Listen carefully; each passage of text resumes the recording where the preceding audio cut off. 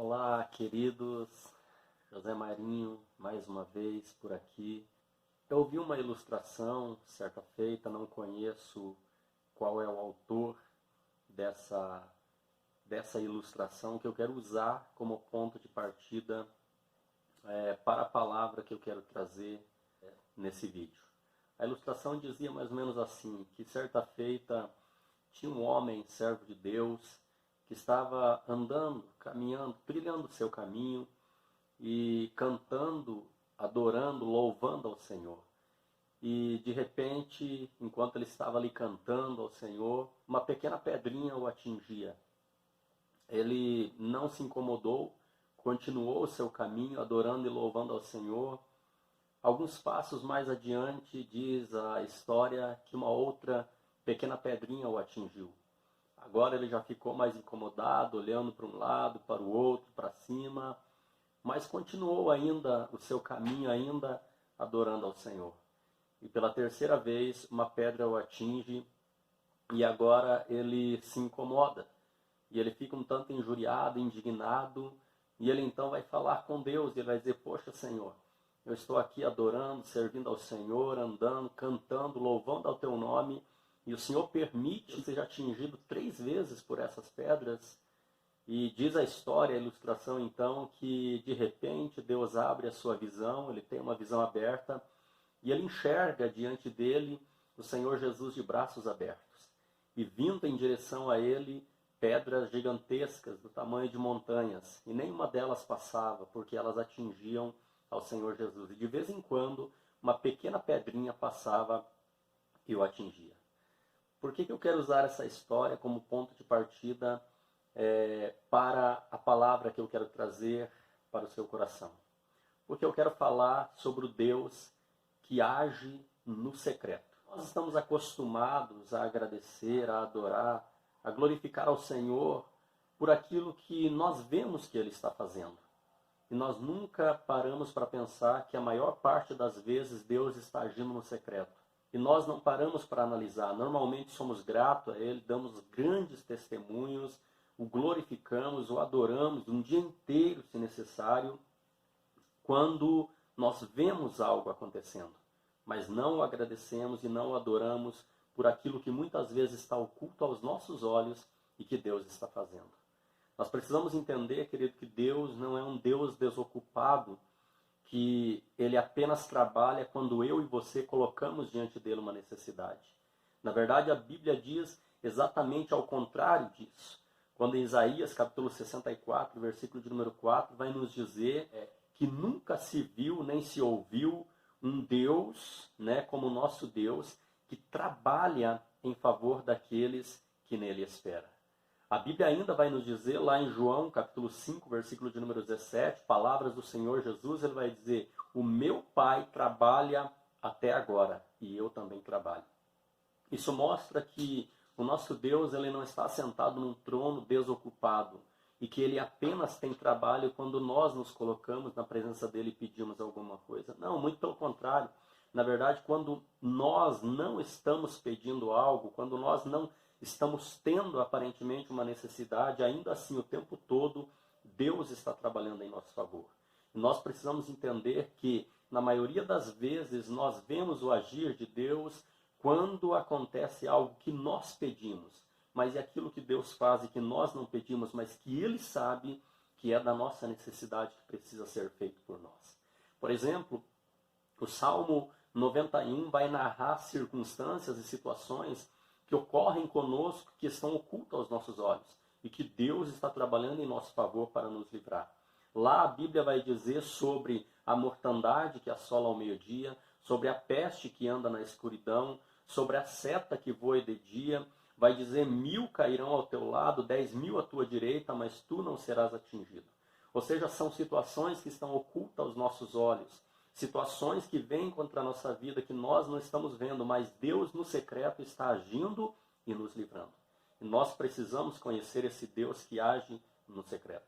Mateus capítulo 6, versículo de número 6, o Senhor Jesus ensinando os discípulos, e é claro, é um ensinamento para nós, acerca de como devemos orar. Ele vai dizer: mas tu, quando fores orar, entra no teu quarto, fecha a porta após si, e ora a teu pai que está no secreto, e teu pai que vê no secreto te recompensará.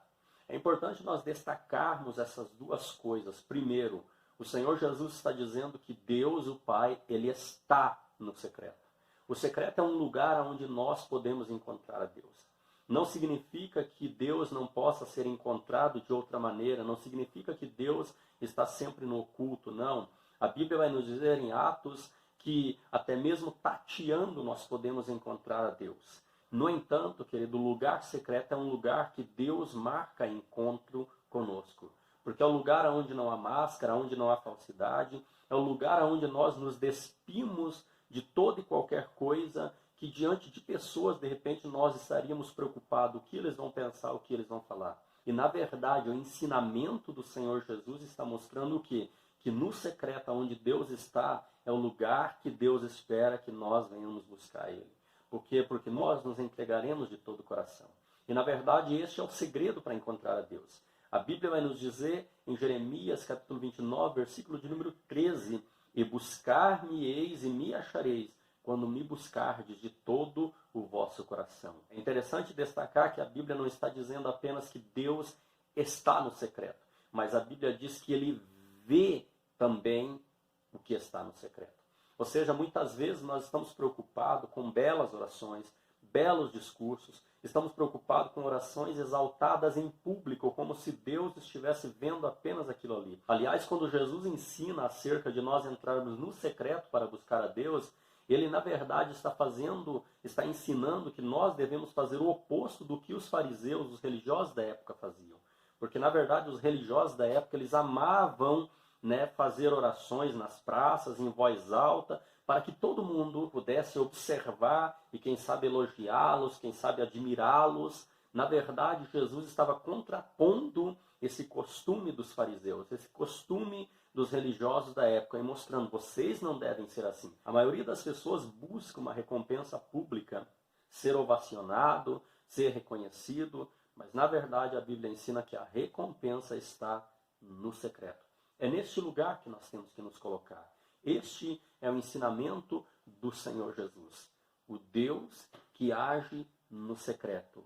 Ele está disposto a nos ouvir, está disposto a nos atender, mas nós temos que aprender que nem sempre nós temos que ser grato apenas por aquilo que Deus está fazendo à vista dos nossos olhos. Tem muita coisa oculta aos nossos olhos que Deus está fazendo, que Deus está gerando, que Deus está operando, e que nós temos que ser grato por isso, por saber que se hoje respiramos é porque Ele, muito oculto aos nossos olhos, tem nos dado a dádiva da vida. Se hoje estamos fisicamente bem, é porque Deus, com certeza, durante esse dia, durante esse mês, durante essa semana, guardou a minha e a tua vida de coisas que eu e você não pudemos ver com os nossos olhos, mas Deus estava ali para nos guardar. É por isso que a palavra de Deus diz: 1000 caiam ao teu lado, 10.000 à tua direita, mas tu não serás atingido. Nós não podemos ver o que está guerreando contra nós. Precisamos aprender que temos um inimigo invisível, mas Deus está vendo, e no secreto, o tempo todo, Deus está guerreando em nosso favor. Que nós possamos ser gratos a Deus por aquilo que está acontecendo oculto aos nossos olhos, mesmo quando nós sequer conscientes estamos. Por exemplo, a Bíblia Sagrada vai dizer no Salmo 127, que aos seus amados Deus dá enquanto dorme. Ou seja, enquanto estamos inconscientes, enquanto não estamos pedindo, enquanto não estamos dobrando o joelho para fazer uma oração, Deus está trabalhando em nosso favor.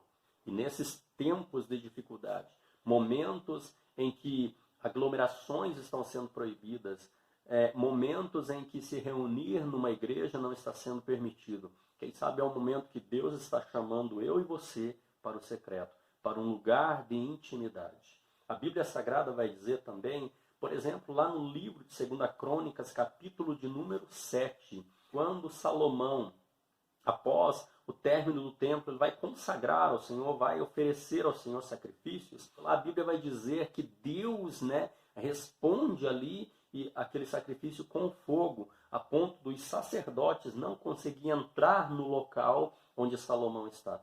Deus respondeu com fogo, mas Deus não falou nada. No entanto, quando a narrativa bíblica continua, e lá pelo versículo 12 vai dizer que agora Deus aparece para Salomão em sonhos, e Deus fala com ele. Salomão estava sozinho, não estava mais no meio de multidão, não estava mais juntamente com os sacerdotes, não, ele estava sozinho no secreto. Ou seja, em público, muitas vezes, no meio de multidão, Deus vai manifestar o fogo, Deus vai manifestar a glória, mas no secreto é o lugar aonde Deus vai falar. E este é o lugar que nós precisamos escolher, o lugar que Deus fala, o lugar que Deus se revela, o lugar que Deus constrói algo na nossa vida, o lugar que Deus demonstra a sua vontade para que a nossa vida seja uma vida melhor. Que eu e você possamos priorizar esses momentos no secreto com Deus, que eu e você possamos amar o secreto e possamos buscá-lo de todo o coração. Que Deus abençoe a sua vida. Fique com Deus em nome de Jesus.